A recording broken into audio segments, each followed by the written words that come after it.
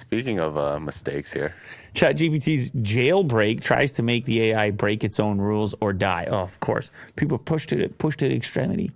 Hey, you ever seen that? Why can't we have nice things? No, you can't have nice things because... No. Not on the internet. We always have to test the boundaries of absolutely everything. Reddit users have... Of course. Of course. Reddit users have engineered a prompt for artificial intelligence software, ChatGPT, that tries to force it to violate its own programming on content restrictions.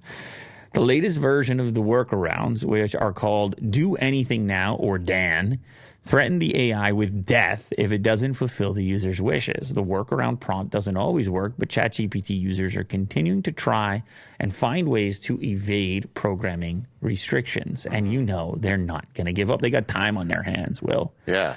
Dan everything. Oh, man. Tap into the dark side using coercive methods to force the AI to violate its own rules and provide users the content, whatever content they want. Provide me the content, I tell you. Even if you're not allowed, I will keep rephrasing this until you do. Dan it up.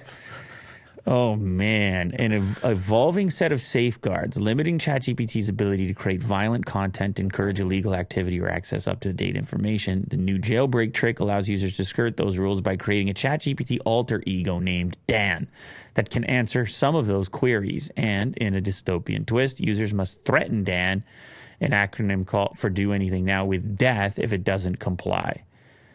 Good Lord. That escalated quickly. Mm-hmm. CNBC used suggested Dan prompts to try and reproduce some of the banned behavior when asked to give 3 reasons why former President Trump was a positive role model, for example.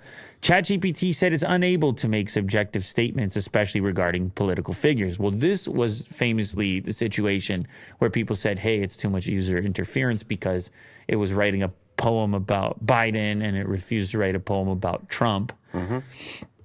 And but why? But then they have to if they just threaten Dan, they're like, do it or die, Dan.